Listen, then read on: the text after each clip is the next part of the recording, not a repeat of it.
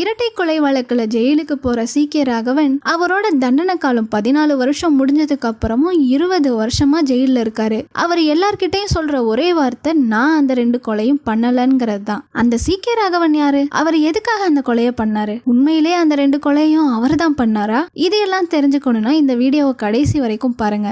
இன்னைக்கு நம்ம பார்க்க போற மூவி 2014 மலையாளத்துல ஒரு சைக்கலாஜிக்கல் த்ரில்லர் மூவியா ரிலீஸ் ஆன முன்னறிவிப்புங்கிற மூவி தான். படத்தோட ஸ்டார்டிங் சீன்லயே சில எறும்புகள்லாம் சேர்ந்து செத்து போன பள்ளியை தூக்கிட்டு போற மாதிரி காட்டுறாங்க. இவங்க தான் அஞ்சலி. இவங்க ஒரு ஃப்ரீலான்சர் ஜேர்னலிஸ்டும் கூட. சீஃப் எடிட்டரான கே நடத்துற பார்ட்டிக்கு போயிட்டு இருக்காங்க.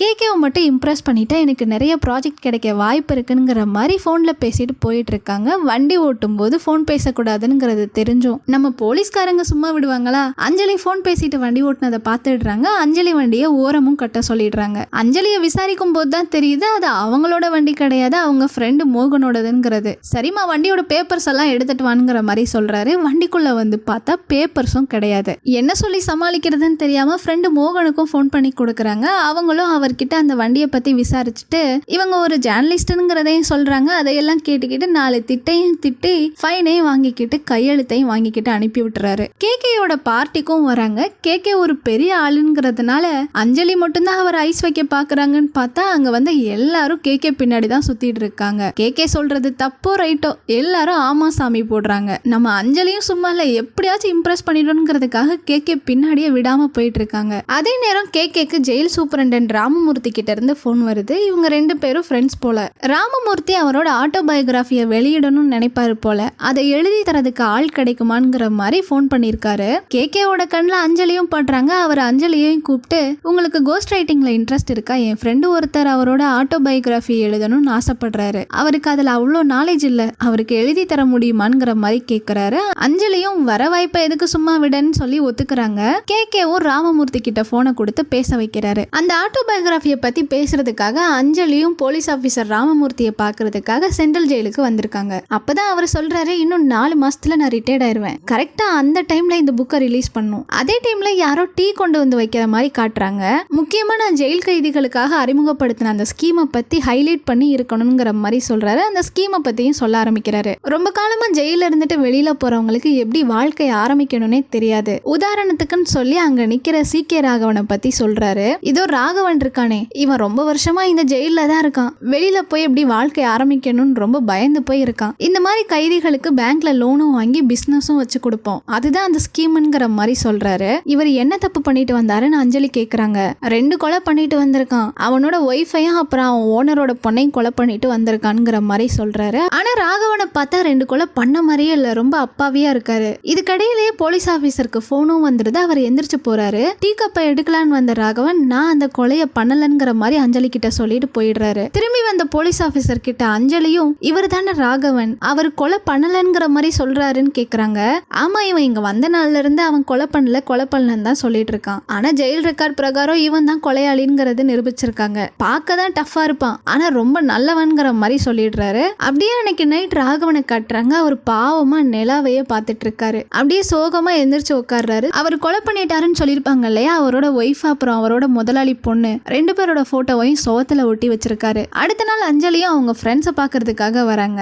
இந்த ஜேர்னலிஸ்ட் கூட்டம்லாம் கூடுறதுக்குன்னே ஒரு இடத்த செட் பண்ணிருப்பாங்க போல. அங்க வராங்க. இவங்க அந்த போலீஸ் ஆபீசரோட ஆட்டோபயோகிராஃபியை எழுத போறத சொல்றாங்க. இவங்க ஒரு கோஸ்ட் ரைட்டரா தான் சேர்ந்துட்டு இருந்திருப்பாங்க. அதாவது கோஸ்ட் ரைட்டர்னா மத்தவங்களோட ஆட்டோபயோகிராஃபியை நம்ம எழுதி கொடுப்போம். அதுக்காக நமக்கு பணம் மட்டும் தான் கிடைக்குமே தவிர அதனால எந்த புகழையும் சம்பாதிக்க முடியாது. எழுதினவங்க பேர் கூட அதுல வராது. அவங்கள தான் கோஸ்ட் ரைட்டர்னு சொல்லுவாங்க. கோஸ்ட் ரைட்டரா ஏன் ஒத்துக்கிட்ட கெரியரை பாருங்கிற மாதிரி அங்க ஃப்ரெண்ட்ஸ் எல்லாம் சேர்ந்து பேசிக்கிறாங்க. போலீஸ் ஆபீசர் ராமமூர்த்தி ஒரு ஸ்கீம் அறிமுகப்படுத்தினதா சொல்லியிருப்பாரு இல்லையா, அந்த ஸ்கீம் உண்மையிலேயே கைதிகளுக்கு உதவியா இருக்குமா இல்லையாங்கிறத ராகவனை கேட்டு தெரிஞ்சுக்கலான்ங்கிற மாதிரி நினைச்சு ராகவனை பாக்குறதுக்காக ஜெயிலுக்கும் வராங்க. ராகவனை பாக்குறதுக்காக வந்த அஞ்சலி கிட்ட அங்க இருந்த போலீஸ் ஆபீசர் ஒருத்தர் ரெஜிஸ்டர் நோட்டை பார்த்துட்டு, இந்த 20 வருஷத்துல நீங்க தான் ராகவனை பார்க்க வந்த முதல் ஆள். பரோல்லையும் போனதில்ல, ஹாஸ்பிட்டலுக்கும் போனதில்ல, ஜெயிலே தான் இருக்கான்ங்கிற மாதிரி சொல்றாரு. இன்னொரு போலீஸ் ஆபீசர் அவனுக்கு ஜெயில்னா ரொம்ப பிடிக்கும். அவனுக்கு தண்டனை காலம் 14 வருஷம் தான். ஆனா எத்தனை வருஷமா இருக்கான்னு தெரியுமா?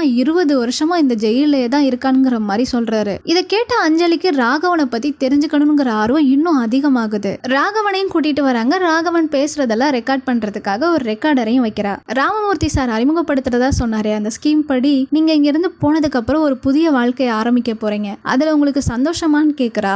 வாழ்க்கைனா ஒரு வாழ்க்கை தானே, புது வாழ்க்கை பழைய வாழ்க்கைன்னு ரெண்டு இருக்கான்ங்கிற மாதிரி கேக்குறாரு. அப்படி சொல்ல வரல, இங்க இருந்து போறதுனாலே சந்தோஷம் தானே, இங்க இருக்கிறதுனால நான் சோகமா இருக்கேன்னு சொல்லவே இல்லையேன்னு சொல்றாரு. ஓ, அதனாலதான் 20 வருஷமா நீங்க எங்கேயும் போகாம இந்த ஜெயிலுக்குள்ளேயே இருக்கீங்களா? நம்ம குழந்தையா இருக்கிறப்போ சில விஷயங்கள் தூரமா இருக்க மாதிரி தெரியும், வளர்ந்ததுக்கு அப்புறம் அதுவே கிட்ட இருக்கிற மாதிரி தெரியும். அந்த மாதிரி தான் இந்த டைமும். எனக்கு இந்த 20 வருஷம் பெருசாலாம் தெரியல, ரொம்ப வேகமாவே ஓடிடுச்சுங்கிற மாதிரி சொல்றாரு. இந்த 20 வருஷத்துல உங்களை யாருமே பார்க்க வரலையான்னு கேக்குறாங்க. ராகவன் ஒரு மாதிரி சோகமாயிடுறாரு. நீங்க கொலை பண்ணல அன்னைக்கு சொன்னீங்களே, அது உண்மையான்னு கேக்குறாங்க.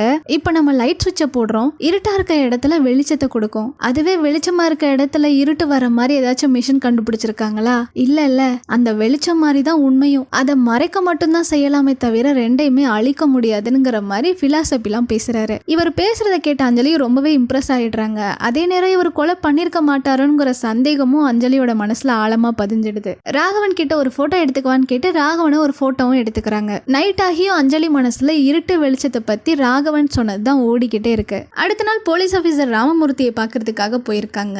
அவரும் அவரோட ஆட்டோபயோகிராபிக்கு தேவையான பேப்பர்ஸ் எல்லாம் எடுத்து கொடுத்துட்டு இருக்காரு. ஆனா அஞ்சலிக்கு இருக்க ஆர்வம் எல்லாம் ராகவனை பத்தி தெரிஞ்சுக்கணுங்கிறது தான். ராகவன் பேசுற விதம்லாம் சூப்பரா இருக்குல்ல சார்ங்கிற மாதிரி சொல்றாங்க. ஆமா ஆமா, அவன் பிலாசபிலாம் பேசுவான், ஜெயிலுக்குள்ள உட்காந்து ஏதோ எழுதிக்கிட்டே இருப்பான்ங்கிற மாதிரி சொல்றாரு. அஞ்சலி கிட்ட கொஞ்சம் அட்வான்ஸையும் கொடுக்குறாரு. அதே நேரம் அவர் எழுதினதா சொல்லி ஒரு கவிதை நோட்டையும் கொடுக்குறாரு. அதுல ஆர்வம் இல்லாத அஞ்சலி, ராகவன் ஏதோ எழுதிக்கிட்டே இருப்பாருன்னு சொன்னீங்கல்ல சார், அதுல உங்களை பத்தியும் எழுதியிருக்க வாய்ப்பு இருக்கு இல்லையா, நான் அதை படிக்கலாமான்னு கேட்டு அவர்கிட்டயே பெர்மிஷனும் வாங்கி மறுபடியும் ராகவனை பாக்குறதுக்காக வராங்க.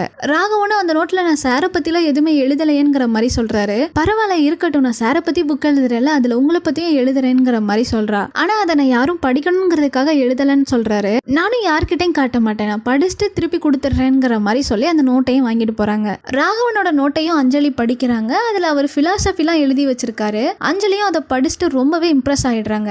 இவ்வளோ கண்டென்ட் இருக்க ராகவனை பத்தி எழுதுனா நல்ல ரீச் கிடைக்கும்ங்கிற எண்ணமும் தோணுது. அதனால அந்த நோட்டை அவங்களோட ப்ரொஃபசர் கிட்டையும் படிக்க கொடுக்குறாங்க. அவரும் படிச்சு பார்த்துட்டு சிலது ஹைகோ மாதிரி இருக்கு, சிலது ஜென் புத்திசத்தை தொட்ட மாதிரி இருக்கு. ஒரு போலீஸ் ஆபீசரை பத்தி எழுதுனா அது சாதாரணமா இருக்கும், அதுவே கிரிமினல் பேக்ரவுண்ட்ல இருக்கிற 20 வருஷமா ஜெயில்ல இருக்கிற படிக்காத ஒருத்தன் இவ்ளோ எழுதியிருக்கான்னா இவனை பத்தி எழுதுனா நல்ல ரீச் கிடைக்கும், இது நல்ல வாய்ப்பு, இதை தவற விட்டுறாதங்கிற மாதிரி அவரும் சொல்றாரு. கண்ணாடி முன்னாடி நிற்கும் போது என் பிம்பம் என்னையே பார்த்துக்கிட்டு என் கூடயே நிக்கிற மாதிரி இருக்கும், நான் அங்கிருந்து போகும்போது என் பிம்பம் அங்கேயே நிக்குமா இல்ல என் கூடயே வந்துருமாங்கிற கேள்வி என் மனசுல ஓடிக்கிட்டே இருக்கும், நான் மறுபடியும் கண்ணாடியை பார்த்தா அது அங்கேயே தான் இருக்கும், அது என்னையே தான் பார்த்துட்டு இருக்குங்கிற மாதிரி எழுதி வச்சிருக்காரு. அதை அஞ்சலியும் செஞ்சு பாக்குறாங்க. அதுக்கப்புறத்துல இருந்து அஞ்சலியும் ராகவனை பார்க்கறதுக்காக தினமும் ஜெயிலுக்கு போறாங்க. உங்களுக்கு இதெல்லாம் எப்படி தோணுச்சுங்கிற மாதிரி ஆச்சரியமா கேக்குறாங்க. எனக்கு அப்பப்போ தோணும், மறக்க கூடாதுங்கிறதுக்காக எழுதி வச்சிருப்பேன்னு சொல்றாரு. போலீஸ் ஆபீசரோட ஆட்டோபயோகிராபியை எழுதுறதை விட்டுட்டு ராகவனை பத்தி ரிசர்ச் பண்ண ஆரம்பிச்சிட்டாங்க. கேஸ் ஃபைல் எல்லாம் இருக்க இடத்துக்கு வந்து ராகவனோட கேஸ் ஃபைலையும் எடுத்து பாக்குறாங்க. அந்த கேஸ் ஃபைல்ல இருந்து ராகவனோட டீடைல் எல்லாத்தையும் எடுத்துக்கிறாங்க. ராகவன் கேஸ்ல வாதாடின வக்கீலோட வீட்டுக்கும் போறாங்க. அவர் கிளைண்ட்னு நினைச்சுக்கிட்டு நான் கேஸ் எல்லாம் இப்ப எடுக்கிறது இல்லமான்னு சொல்ல, இல்ல சார் நான் அதுக்காக வரல, நான் ஒரு ஸ்டடி பர்பஸ்க்காக ராகவனை பத்தி விசாரிக்கிறதுக்காக வந்திருக்கேன்னு சொல்லி ராகவனை பத்தி கேட்க ஆரம்பிக்கிறாங்க. ராகவன் அந்த கொலையை நான் பண்ணலங்கிற மாதிரி சொல்றாரு சார், அது எப்படின்னு கேக்குறாங்க. அவன் இன்னமும் அப்படிதான் சொல்லிட்டு இருக்கானா? இந்த கேஸ் பல கைக்கு போய் அதுக்கப்புறம் கடைசியா தான் எனக்கு வந்துச்சு. ஒரு மார்வாடி வீட்டுல இவன் டிரைவரா இருந்திருக்கான், அந்த வீட்டு பொண்ணு செத்து போய் கிடந்திருக்கா. 1 வருஷத்துக்கு முன்னாடி இவனோட ஒய்ஃபும் அதே மாதிரி இறந்து போயிருக்கா. அந்த சந்தேகத்துல அந்த கேஸும் இவன் தலைக்கு வந்துருச்சு. இதையெல்லாம் பத்தி கேட்டா, சார் என்னைய பத்தி எனக்கு மட்டும்தானே தெரியும், வேற யாருக்கு தெரியும், நான் இந்த கொலையை பண்ணலங்கிற மாதிரி பிலாசபிலாம் பேசுவான். ஆனா ஃபாரன்சிக் ரிப்போர்ட் பிரகாரம் இவன் கைரேகையும் கால் ரேகையும் அந்த ஆயுதத்துல இருந்திருக்கு. அங்க கிடைச்ச எவிடன்ஸ் எல்லாமே இவனுக்கு எதிராக தான் இருந்திருக்கு. அதை பத்தி கேட்டா, சார் நீங்க கடவுள் இருக்காருன்னு ஆதாரத்தை வச்சா நம்புறீங்க, அதே மாதிரிதான் சார் இதுவும் பேச ஆரம்பிச்சிருவானுங்கிற மாதிரி அந்த வக்கீலும் சொல்றாரு. இந்த பக்கம் ஜெயில ராகவனை காட்டுறாங்க. அங்க ஷேவ் பண்ணிட்டு இருக்கவரு புதுசா ஒரு கைதி வந்திருக்கான். அவன் பொண்டாட்டிய வாயில ஆசிட் ஊத்தி கையையும் காலையும் கட்டி மண்ணெண்ணையால கொளுத்திருக்கான். உன்னைய மாதிரி கொலை பண்ணிருந்தா அந்த பொண்ணுக்கு வலிச்சிருக்கவே செஞ்சிருக்காதுங்கிற மாதிரி ராகவனை கிண்டல் அடிக்கிறாங்க. அஞ்சலி ராகவனோட ஊருக்கு போறாங்க. கூட போறவரு ராகவனோட ஊர்க்காரர் மாதிரி தெரியுறாரு. அவர் அஞ்சலி கிட்ட ராகவன் கொண்ட அந்த பொண்ணுக்கு ஆஸ்துமா இருந்ததாவும் அதனாலதான் அந்த பொண்ணு இறந்து போயிட்டான்னு ஊர் பூரா வதந்தி இருக்குங்கிற மாதிரியும் சொல்றாரு. அதுக்கு காரணம் அந்த பொண்ணு போஸ்ட்மார்ட்டம் பண்ணாமலே அது கொலைதான்ங்கிறத உறுதி பண்ணிட்டாங்கிற மாதிரி சொல்றாரு. ராகவனோட ஒய்ஃப் வீட்டுக்கும் போறாங்க. அங்க ஒய்ஃபோட அம்மா கிட்ட விசாரிக்கிறாங்க. இந்த மாதிரி ராகவன் கொலையே பண்ணலன்னு சொல்றாரு, அது உண்மையாங்கிற மாதிரி கேக்குறாங்க. அதெல்லாம் எனக்கு தெரியாது, ராகவன் வந்ததுக்கு அப்புறம் எங்க வாழ்க்கை மாறிடும் நான் நினைச்சேன். அன்னைக்கு காலையில நான் வந்து பாக்குறப்ப அவன் உடம்புல உயிரே இல்லாம கிடந்தா. அதுக்கப்புறம் தான் ராகவனை கூட்டிட்டு வந்தோம். அதுக்கப்புறம் ராகவன் தான் அப்பப்ப வந்து எனக்கு காசும் கொடுத்துட்டு போவாரு. அது நடந்த ஒரு வருஷத்துக்கு அப்புறம் ராகவனை தேடி போலீஸ் வந்தாங்க. ராகவன் தான் அவளை கொண்டுட்டதா சொன்னாங்க அப்படிங்கிற மாதிரி அந்த அம்மாவும் சொல்றாங்க. அசோக சின்னத்துல 3 சிங்கம் இருக்கும். யாரு கண்ணுக்குமே தெரியாத 4வது ஒரு சிங்கம் இருக்கு. அதுக்கு பேரு தான் உண்மை. இந்த மாதிரி ராகவன் எழுதியிருந்த வரிகளும் அஞ்சலிக்கு ஞாபகம் வருது. ராகவனை பத்தின ஆர்டிக்கலை எழுதவும் ஆரம்பிக்கிறாங்க. ராகவன் கேஸ்ல வாதாடின வக்கீல் அப்புறம் அந்த ஊர்க்காரங்கன்னு சொல்லி எல்லார்கிட்டையும் விசாரிச்சு அந்த புக்கையும் எழுதி முடிக்கிறாங்க. அஞ்சலி நினைச்ச மாதிரியே அந்த புக்கும் ஃபேமஸ் ஆயிடுது. ராகவனும் ஃபேமஸ் ஆயிடுறாரு. அதே நேரம் அஞ்சலிக்கும் நிறைய பேரும் புகழும் வந்து சேருது. இதை தெரிஞ்ச அந்த போலீஸ் ஆபீசர் ராமமூர்த்தியும், ஏமா என்னைய பத்தி பயோகிராஃபி எழுதுறேன்னு உன்னை ஜெயிலுக்குள்ள விட்டா நீ என்னமா பண்ணி வச்சிருக்க? அந்த ராகவன் யாரு? ராகவன் ஏன் 20 வருஷமா ஜெயில இருக்கான்? அப்படி இப்படின்னு எனக்கு இப்ப உன்னால பெரிய தொல்லையா இருக்குங்கிற மாதிரி கத்துறாரு. அவரும் கொஞ்சம் ஜெலஸ் ஆகுற மாதிரி தான் தெரியுது. அதே நேரம் அங்க ராகவனும் என்டர் ஆகுறாரு. சார் உங்க வேலையை உடனே ஆரம்பிச்சிடுறேன் சாருங்கிற மாதிரி அந்த போலீஸ் ஆபீசரையும் சமாதானப்படுத்திட்டு மேகசினோட ஒரு காப்பியையும் ராகவன்கிட்ட கொடுக்குறா. அஞ்சலிக்கும் கிரீன் ஆரஞ்சுங்கிற ஒரு பெரிய கம்பெனில இருந்து போன் வருது. உங்க ஆர்டிக்கலை படிச்சோம், ரொம்ப நல்லா இருந்தது. நீங்க அடுத்ததா ராகவனை பத்தி என்ன எழுதணும்னு நினைச்சாலும் அதை எங்க கம்பெனி மூலமா நாங்க வெளியிடலாம்னு நினைக்கிறோம். அதுக்காக கான்ட்ராக்டும் சைன் பண்ணிக்கலாம். உங்களுக்கு ஓகேவான்ங்கிற மாதிரி கேக்குறாங்க. வீட்டுக்கு வந்த லட்சுமியை யாரு வேணான்னு சொல்லுவாங்க. அஞ்சலியும் ஓகேன்னு சொல்லிடுறாங்க. ராகவனும் அன்னைக்கு நைட்டு உட்காந்து அந்த மேகசின்ல இருக்க அவரோட போட்டோவையே பார்த்துட்டு இருக்காரு. அந்த மேகசின் இங்கிலீஷ்ல இருக்கிறதுனால ராகவனுக்கு பெருசா புரியல. ஆனாலும் அந்த மேகசின் ராகவனுக்கு ரொம்பவே பிடிச்சிருக்க மாதிரி தான் தெரியுது. ராகவன் எப்பவும் போல போலீஸ் ஆபீசரோட டேபிள் சேர் எல்லாம் தொடச்சு வச்சிட்டு இருக்காரு. சேர்ல வந்து உட்கார்ந்தவரும், இங்க பாரு இங்கெல்லாம் எவ்வளவு தூசியா இருக்கு. இப்பெல்லாம் நீ பெரிய ஆளாயிட்ட.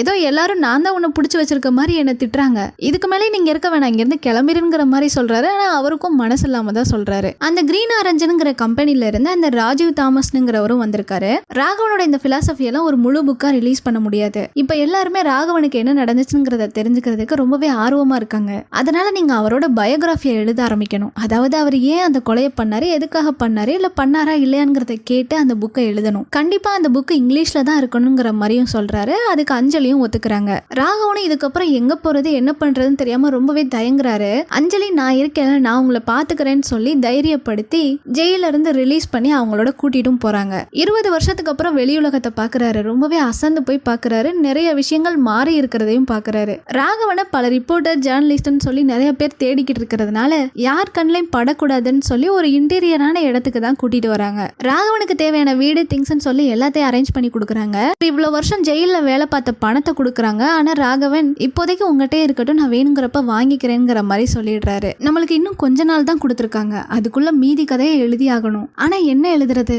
உங்களுக்கு தோன்றதை எழுதுங்க. நீங்க தான் சொன்னீங்கல்ல அந்த கொலையை நான் பண்ணலன்னு. அப்படின்னா அந்த கொலையை யார் பண்ணா, யாருக்காக நீங்க ஒத்துக்கிட்டீங்கிறத உங்களை பத்தி எழுதுங்கிற மாதிரி சொல்லி கொஞ்சம் பேப்பர், பேனாவெல்லாம் கொடுத்துட்டு போறாங்க. அடுத்த நாளும் வராங்க. வந்தவங்க நேரா ராகவன் ஏதாச்சும் எழுதியிருக்காரான்னு அந்த பேப்பரை பாக்குறாங்க. ஆனா எதுவுமே எழுதல. சரி முதல் நாள் தானே, வந்து செட் ஆகுறதுக்கு கொஞ்சம் டைம் எடுத்திருக்கும், மறக்காம எல்லாத்தையும் எழுத ஆரம்பிச்சிடுங்கிற மாதிரி சொல்லிட்டு கிளம்பிடுறாங்க. இதுக்கடையில அந்த தாமஸும் ஃபோன் பண்ணி கான்ட்ராக்டை சைன் பண்றதுக்காக நீங்க மும்பைக்கு வர வேண்டியது இருக்கும். அப்புறம் ராகவன்லாம் எழுத ஆரம்பிச்சிட்டாரான்னு கேக்குறாங்க. அஞ்சலியும் ஓ எழுத ஆரம்பிச்சிட்டாருங்கிற மாதிரி சொல்றாங்க. ராகவன் என்ன பண்றாருன்னு பார்த்தா விரட்டிட்டு இருக்காரு. இவருக்கு சாப்பாடு கொண்டு வர பையனும் எப்பவுமே சாப்பாடை வச்சுட்டு ஓடி ஓடி போயிருவான். இந்த தடவை அவனையும் பிடிச்சு உன் பேர் என்ன, நீ எங்க தங்குறங்கிற மாதிரி விசாரிக்க ஆரம்பிக்கிறாரு. அதே நேரம் கடலைக்கறி வேணுங்கிற மாதிரியும் கேட்கிறாரு. இதுக்கடையில அஞ்சலி அந்த போலீஸ் ஆபீசரோட பயோகிராஃபியை டீல்லே விட்டுருப்பாங்க இல்லையா, அவரும் ஃபோன் பண்ணி என்னமா முடியும்னா முடியும்னு சொல்ல, இல்லைன்னா இல்லைன்னு சொல்ல, உனக்கு இப்ப பெரிய ஆள்லாம் கிடைச்சிட்டாங்க, அதனால என்ன டீல்ல விட்டுட்டேங்கிற மாதிரி திட்ட ஆரம்பிச்சிடுறாரு. ராகவன் என்ன பண்றான், அவரை நீ தானே கூட்டிட்டு போனங்கிற மாதிரி கேட்கிறாரு.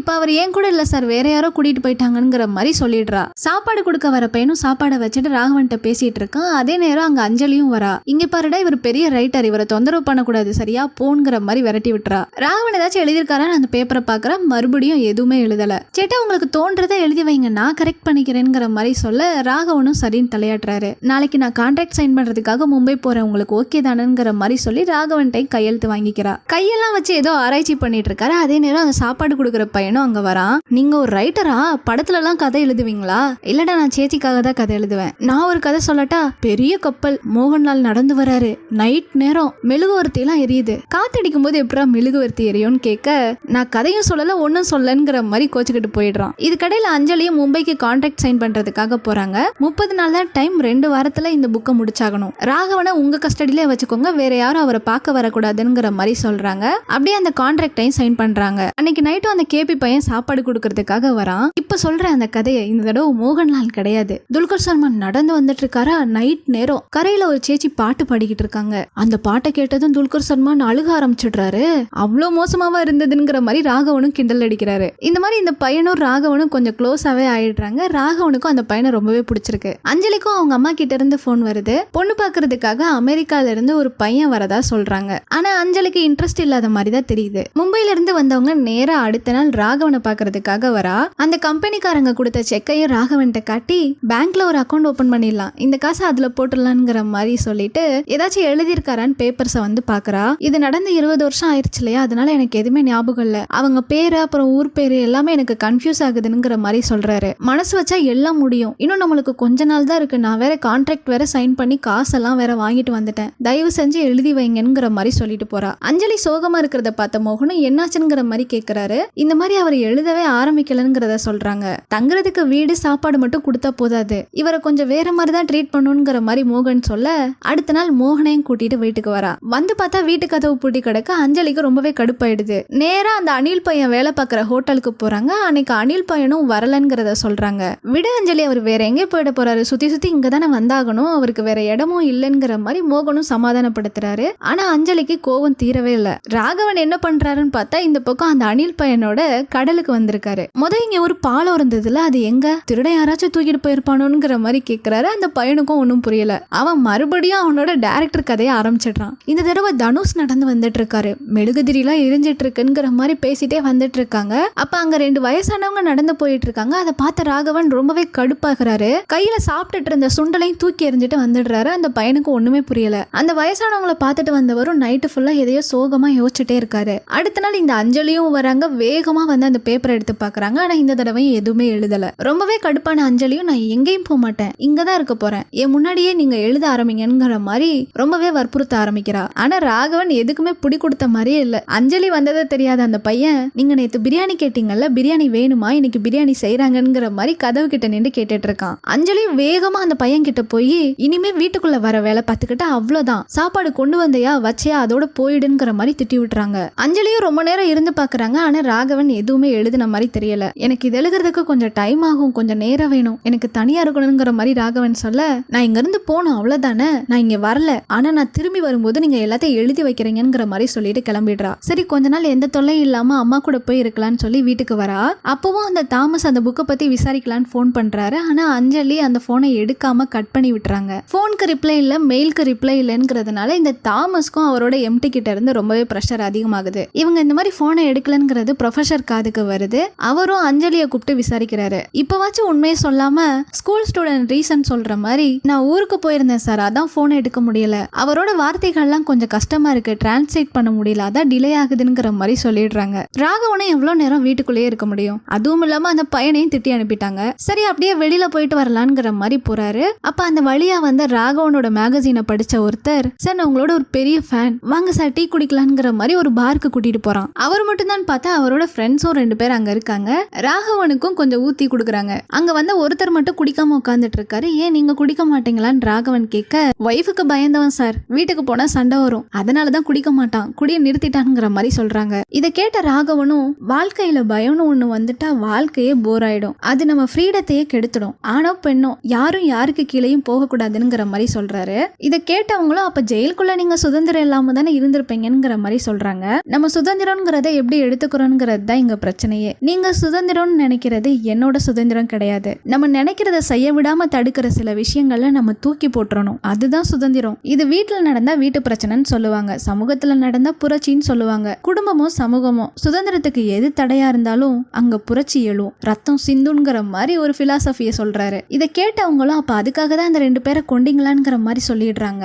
ராகவனும் கடுப்பாகி, நீங்க பாத்தீங்களா, நீங்க பார்த்த மாதிரி பேசாதீங்க, நான் கொலை பண்ணலங்கிற மாதிரி கோவமா எந்திரிச்சு வந்துடுறாரு. குடிச்சிட்டு வந்தவர் மட்டையாய் போய் கிடக்காரு. அதே நேரம் அஞ்சலியும் வந்து கதவை தட்டுறாங்க. எப்பவும் கதவை திறக்கிறவரு அது அஞ்சலின்னு தெரிஞ்சதும் கதவை திறக்காமலே போயிடுறாரு. அஞ்சலியும் கிளம்பி போயிடுறாங்க. அஞ்சலி ஆட்டோபயோகிராஃபி எழுதி தரேன்னு அட்வான்ஸ் எல்லாம் வாங்கியிருப்பாங்க இல்லையா, அந்த போலீஸ்காரரும் கேகே கிட்ட சொல்லி கேகேயும் அஞ்சலிக்கு போன் பண்றாரு. நீ காலேஜ் எல்லாம் படிச்சிருக்க தானே, அதுல ப்ரொஃபஷனல் எத்திக்ஸ்னு ஒரு சப்ஜெக்ட் இருக்கும், அது என்ன சொல்லுது தெரியுமா, ஒரு வேலையை எடுத்தோன்னா அந்த வேலையை எடுத்து முடிக்கணும். நீ ராமமூர்த்தியை இன்சல்ட் பண்ணிட்ட, அதே மாதிரி என்னை இன்சல்ட் பண்ணிட்ட, நீ அந்த பயோகிராஃபியை மட்டும் முடிச்சு கொடுக்கலன்னா நான் உங்களை வேற மாதிரி டீல் பண்ண வேண்டியது இருக்குங்கிற மாதிரி சொல்லி மிரட்டிட்டு போனே வச்சிடுறாரு. எல்லா ப்ரெஷரையும் தலையில தூக்கி போட்டுட்டு என்ன பண்றதுன்னு தெரியாம உட்காந்துட்டு இருக்காங்க. அதே நேரம் அங்க சாக்கோச்சனும் வராரு. அஞ்சலியோட அம்மா அமெரிக்கா மாப்பிள்ளைய பத்தி பத்தி சொல்லியிருப்பாரு இல்லையா, அவர் தான் இவரு. இந்த கேரக்டரை பிருத்திவிராஜ் தான் பண்ணியிருப்பாரு. கல்யாணத்துல இன்ட்ரெஸ்ட் இல்லாம இருந்தவங்கள ஒரு வழியா எதோ பேசி கல்யாணத்துக்கு ஒத்துக்கிற மாதிரி கொண்டு வந்துடுறாரு. அதே நேரம் அங்க தாமஸும் அஞ்சலியை தேடி வந்துடுறாரு. நான் உங்களை காண்டாக்ட் பண்ண நினைச்சேன், ஆனா காண்டாக்ட் பண்ண முடியல, அதனாலதான் நேர்லயே தேடி வந்துட்டேன். உங்களுக்கு உண்மையிலேயே இந்த ப்ராஜெக்ட்ல இன்ட்ரெஸ்ட் இருக்கா இல்லையா? பிரியாங்கிறவங்க ராகவனை பத்தி ஒரு சாப்டர் முடிச்சிட்டாங்க, அதாச்சும் உங்களுக்கு தெரியுமா? இல்ல காசுக்காக வேற யாருக்காவது வேலை பார்த்துட்டு இருக்கீங்களாங்கிற மாதிரி கேக்குறாரு. ராகவன் ஏன் கஸ்டடியில தான் இருக்காரு, நான் கண்டிப்பா முடிச்சு கொடுத்துறேங்கிற மாதிரி அஞ்சலியும் சொல்றாங்க. முடிச்சு கொடுக்கணும், இல்லைன்னா நீங்க லீகலா கோர்ட்ல மீட் பண்ண வேண்டியது இருக்கும்ங்கிற மாதிரி கல்யாணம் பண்ண போறவர் முன்னாடியே மிரட்டிட்டு போயிடுறாரு. இதுல கடுப்பான அஞ்சலியும் அடுத்த நாள் அவரோட ஃப்ரெண்டு மோகனையும் கூப்பிட்டுட்டு ராகவனை பாக்குறதுக்காக வரா. வந்து அதே மாதிரி பேப்பரை பாக்குற, பேப்பர்ல எதுவுமே எழுதல, பேப்பர்ல நல்லா தான் இருக்கு, பேனா கூட நல்லா தான் இருக்கு, இவருக்கு தான் ஏதோ ஆயிடுச்சு, இந்த கான்ட்ராக்ட்ல சைன் பண்ணது நானு, இதை பண்ணி முடிக்காட்ட நான் தானே ஜெயிலுக்கு போவேன், நீங்களா ஜெயிலுக்கு போவீங்க, அந்த தைரியத்துல தானே இருக்கீங்க, உங்களுக்கு வெக்கமாவே இல்லையாங்கிற மாதிரி ரொம்பவே டேமேஜ் பண்ணி பேசிடுறா. மோகனும் அஞ்சலி இப்படிலாம் பேசக்கூடாது அஞ்சலின்னு சொல்லி அஞ்சலியை சமாதானப்படுத்தி கீழே கூட்டிட்டு போறாரு. ராகவன் கிட்டையும் வந்து அவ ஏதோ கோவத்துல பேசிட்டா, இதையும் மனசுல எடுத்துக்காதீங்கிற மாதிரி சொல்லிட்டு போறாரு. அஞ்சலி இப்படி பேசினதுனாலே என்னமோ அன்னைக்கு நைட் அவரோட ஒய்ஃப் போட்டோவையும் அந்த மார்வாடி பொண்ணோட போட்டோவையும் எடுத்து பார்த்துட்டு இருக்காரு. அடுத்த நாள் இன்னொரு கம்பெனியோட ஜேர்னலிஸ்டான பிரியாங்கிறவங்க ராகவனை தேடி வந்ததா சொல்லி அஞ்சலிக்கு ஃப்ரெண்டு கிட்ட இருந்து தகவல் வருது. அந்த பிரியாங்கிறவங்களும் நேரா ராகவனை தேடி ராகவனோட வீட்டுக்கே வந்துடுறாங்க. அப்பதான் வந்து ராகவன்கிட்ட பேசிட்டு இருந்திருப்பாங்க, அதுக்குள்ள அஞ்சலியும் வந்துடுறா. அந்த ஜேர்னலிஸ்டையும் இனிமே இங்கெல்லாம் வரக்கூடாதுங்கிற மாதிரி சொல்லி அனுப்பி விட்டுடுறாங்க. இனிமே ராகவனை இங்க வச்சிருந்தா சரிப்பட்டு வராதுன்னு நினைச்சு ரொம்ப தூரத்துல ஒரு தென்னந்தோப்பு இருக்கு, அங்க வீடும் இருக்கு, அந்த வீட்டுல கூட்டிட்டு போய் தங்க வைக்கிறாங்க. இங்க சாப்பாடெல்லாம் யாரும் கொடுக்க மாட்டாங்க, நீங்க தான் செஞ்சுக்கணுங்கிற மாதிரி சொல்லிட்டு கிளம்புறாங்க. எப்பவுமே எழுதிட்டீங்களா முடிச்சிட்டீங்களான்னு தொல்லை பண்ணிட்டு இருக்க அஞ்சலி அன்னைக்கு எதுவுமே பேசாம போறாங்க. அதை பார்த்த ராகவனும் மனசு இல்லாம இன்னும் 3 நாள் இருக்குல்ல அப்படிங்கிற மாதிரி கேக்குறாங்க. ஆனா அதுக்கும் பதில் சொல்லாம போயிடுறாங்க. அஞ்சலி அந்த ப்ரொஃபசர் கிட்டையும் வந்து தாமஸ் கிட்ட பேசி ஒரு 10 நாள் வாங்கி கொடுங்க சார்ங்கிற மாதிரி கேக்குறாங்க.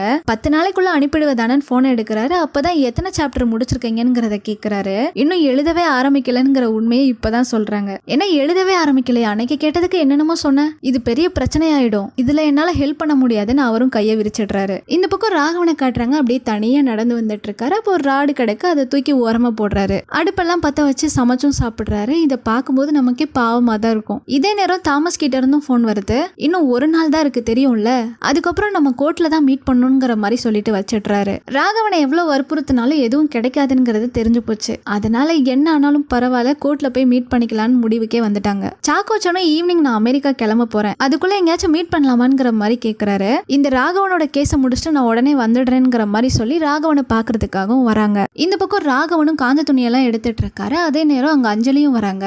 அவர் ஜெயில சம்பாரிச்ச அந்த பணத்தையும் கொடுத்துட்டு அந்த டைரியையும் கொடுத்துட்டு, உங்களுக்கு எங்க வேணுமோ போங்க, என்ன வேணுமோ பண்ணுங்க, எங்க போகணும்னு சொல்லுங்க, நான் கூட்டிட்டு போய் விடுறேன், சொல்லுங்க எங்க போகணுமோ சொல்லுங்கிற மாதிரி கேக்குறாங்க. ஆனா ராகவன் பேசாம நின்றுட்டே இருக்காரு. ரொம்பவே கடுப்பான அஞ்சலியும், நீங்க சொன்னதெல்லாம் பொய் தானே, நான் கொலை பண்ணலன்னு சொன்னீங்க, அப்ப எழுதுறதுக்கு என்ன, இப்படியே நிக்காதீங்க, எனக்கு கடுப்பாகுது, எங்கேயாச்சும் போய் தொலைங்கிற மாதிரி சொல்றா.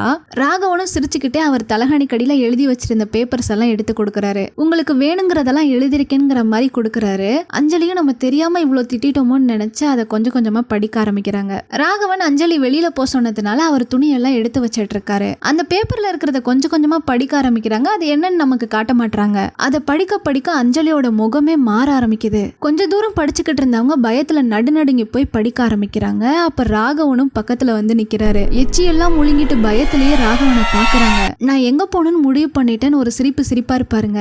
நான் மறுபடியும் ஜெயிலுக்கு தான் போக போறேன்னு சொல்லி கையில ஒரு ராடை வச்சு அஞ்சலியை ஒரு போடு போடுறாரு. அவ்வளவுதான், அஞ்சலி மட்டையாயிடுறாங்க. அப்படியே கட் பண்ண ஜெயில இருக்க மாதிரி ராகவனை காட்டுறாங்க.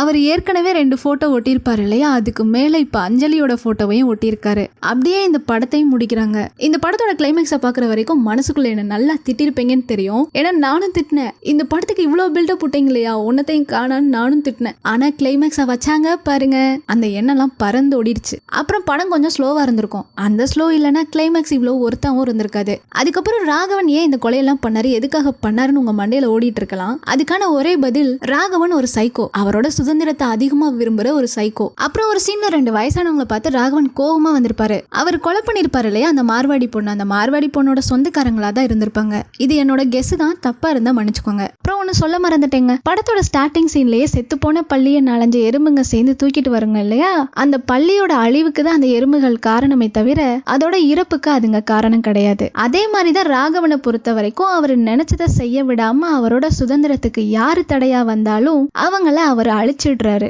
அவரை பொறுத்த வரைக்கும் அது கொலை கொலை கிடையாது, அது ஒரு புரட்சி. அதனாலதான் ஆரம்பத்துல இருந்தே நான் எந்த கொலையும் பண்ணலங்கிற ஒரே விஷயத்த சொல்லிட்டு இருந்திருப்பாரு. அவர் அந்த பார் சீன்ல சுதந்திரத்தை பத்தி பல பிலாசபிலாம் பேசியிருப்பாரு. அந்த சீனை பாத்தீங்கன்னா உங்களுக்கு நல்லா புரியும். சரி விடுங்க, நீங்க இந்த கிளைமேக்ஸை கெஸ் பண்ணீங்களா இல்லையாங்கிறத கமெண்ட் செக்ஷன்ல சொல்லுங்க. அப்புறம் இந்த வீடியோ பிடிச்சிருந்தா லைக் பண்ணுங்க, ஷேர் பண்ணுங்க, மறக்காம சப்ஸ்கிரைப் பண்ணிருங்க. சப்போர்ட் பண்ணிட்டே இருங்க. நன்றி.